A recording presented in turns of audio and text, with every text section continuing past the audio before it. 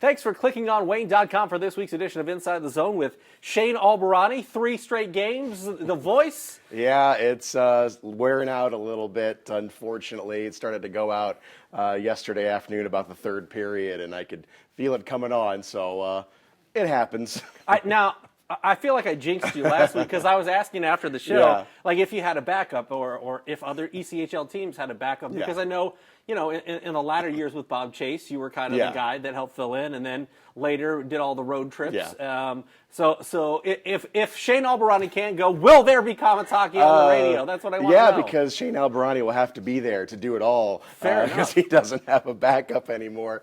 No, I've muscled through a lot of illnesses over the years, so I've yet to miss a game.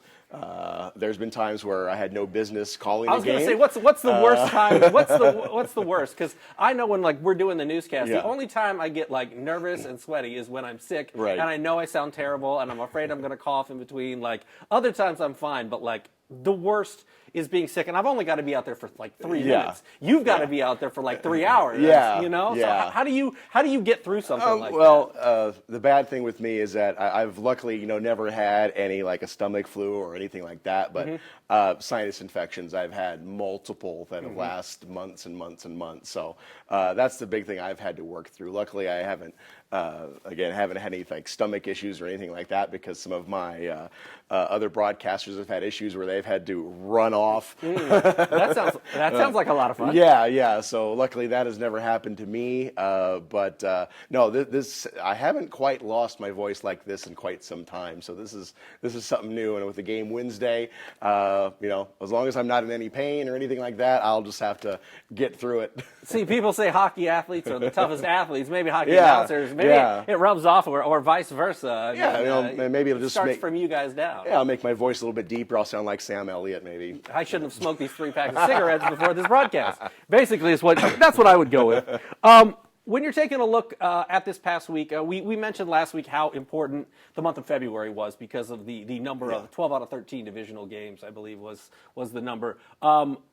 Obviously, coming out of no points this weekend, but you were dealing with the suspensions, which we found out a day later than we even thought we were going to find out about. So you're kind of scrambling to make everything work.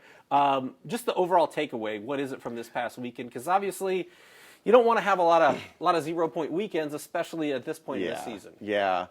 You know what? I know, some of the fans are getting a little impatient. Even my patience is being tested a little bit. But I know what this team is going through, and it is something really kind of we haven't seen this before, having this many injuries, and then you toss the suspensions on that as well. Once you thought the team was finally getting healthy, and within a week you lose 2 defensemen to suspension.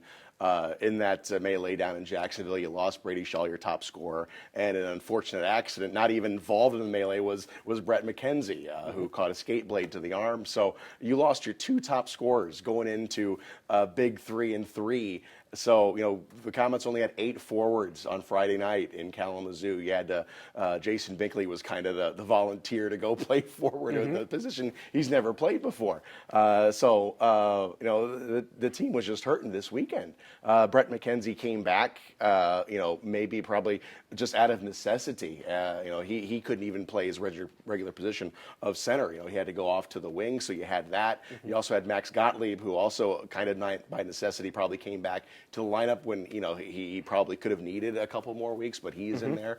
We thought Sean St. Amant was going to be back, but he had a setback during practice last week. So this all just kept on. It was just a ball that just kept rolling down the hill, and someone's now got to get in front of that ball to stop it. But again, it's just something where it's going to work itself out. We're going to get guys back. It still is only February. There's still a lot of hockey to be played.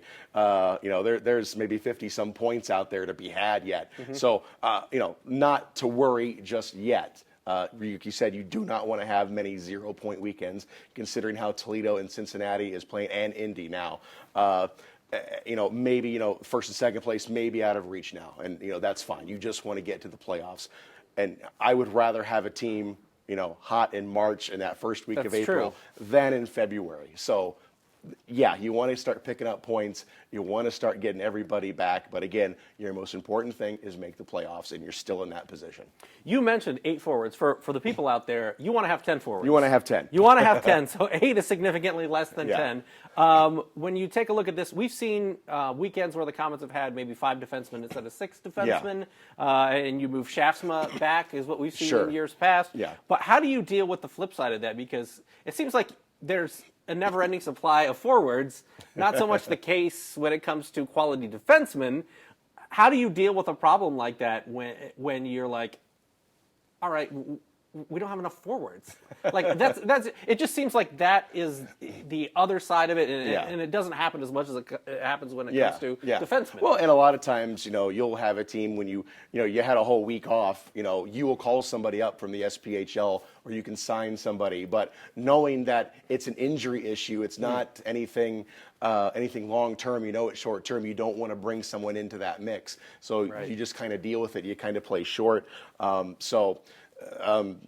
Sometimes you get the volunteers, like you said. Jamie Shasma, of course, would volunteer to go play defense. Jason Binkley stepped up and played forward. So it's just kind of, and that's good because it's next man up. It's like, who's going to help out this team any way they can. Now, when you take a look at this weekend, it started this past weekend, Friday, with a 5-4 loss at Kalamazoo. That was obviously a tight game. And then the 6-3 loss to Tulsa back home. They finally got back home, but as you mentioned, shorthanded. And then the 5-2 loss at Indy. Is there much that they can take away from this weekend to either fuel them or to that they learned X's and O's wise, or do they just say, that's a weekend we'd like to forget, and we got to move on, we got to flush, you do have to flush. You just have to keep on going. And I think kind of the motivating factors that, since this team has been so up and down since December, I think there are teams in our division that are already writing off the Fort Wayne Komets. Better luck next year, guys, and it's only February. So I would use that definitely as some fuel, saying, we are not even close to being done here. We're going to be a dangerous team here as soon as we get everybody back. And, 2 weeks ago, we went into Indianapolis and we had 14 forwards. We played in Kalamazoo with 8. You had 3 guys called up. You had injuries. And you know what? By this time next week, we could have all those guys back. Everybody, we get a few guys back off of injury. You get a few guys coming down from Chicago or Ontario, and it's a whole different team. So, that's the curse and the beauty about the ECHL, the ever-changing hockey league, because it does change just like that. But this team has persevered. This locker room, it's a great locker room. You've got great leadership. You got, AJ Jenks, and you've got Sean Sedlowski, and you got, again, great veteran leaders in there that aren't going to let these guys get down. How crucial is the next 3 weeks? Because you're talking about, as we mentioned last week, a lot of divisional games. Now your next 11 games are divisional games. And as you mentioned, this team slid from last week from 3rd to 4th in the standings. And Wheeling is not that far behind. Right, they're 3 points back. And the K's have 2 games in hand on them. Yeah. So, I mean, at this point, yes, you are still trying to catch Indy, who is now 5 points ahead. Yeah. And you guys have played both 48 games, but you got a team that you also have to hold off behind you. Sure. Because you want that last and final playoff spot. So how crucial are the next 3 weeks, given that it starts on a Wednesday night, and again, they're going to be without some bodies that they want to have. Yeah, we'll have to see what the lineup is come Wednesday morning. Yeah. We just don't know. Everybody had an off day today, so we'll see the guys who've been injured whether they can go or not. But no, this is a very crucial time right now. You're just thinking about getting points. You just want points. Doesn't matter who you're playing. Indy, they've been playing out of their minds. 7-1-1, I think, over the last 10 games. Yeah, it's like 5 Toledo is 8-2 over the last 10 games. Looking way ahead. Right now it's Cincinnati, Toledo, Indy, Fort Wayne.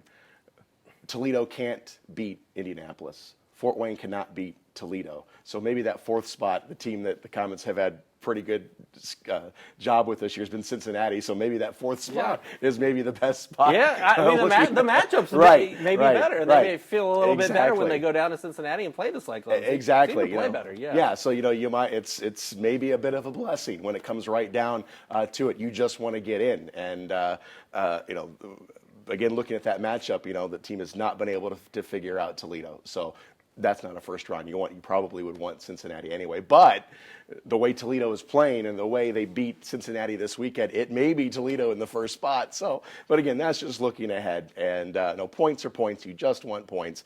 You just want to get that one win. You've lost 4 in a row. Just get that one win and get it going. Well, you mentioned points. Nobody has more points on this Komets team than Brady Shaw. What is his estimated return? Because obviously he did not play this past weekend. He got, I believe it was a concussion. Yeah. That kind of instigated or was a big part of what happened in Jacksonville. He's offensively and numbers-wise, he's been the Komets' best player this year. So what is the prognosis for him and also Sean Sanama? Yeah. I always pronounce his name incorrectly because I had a friend named Monty Sandoval from Sandoval, Louisiana. So whenever I see it, it always throws me way off. But what are the prognosis for those guys? Because, as I said, you can kind of make an argument, along with maybe Sean Sadlowski, that offensively these have been the guys that when they're there, they're the point-of-night guys. They're the guys that can really put numbers on the scoreboard. Yeah, this all started when Sean St. Amant went down the first week of December. He's fighting through an upper body injury that, it just seemed like, every week, he'll be back next week, and just keep getting backed up. So, I don't know the prognosis on that. I know we had a little bit of a setback because we were expecting him back this weekend.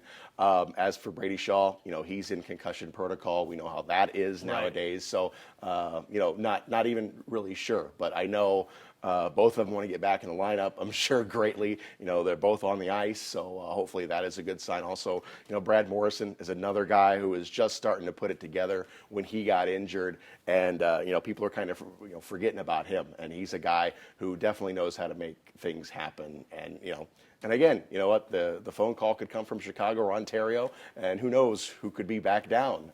Ben Jones got called up. Jermaine Lowen got called up right at the same time. We had Mason Berg for a weekend. So pretty good bodies there. Yeah, you had some pretty good bodies there left. So, it's Monday. We don't know how this roster is going to look come Wednesday. It could be totally different.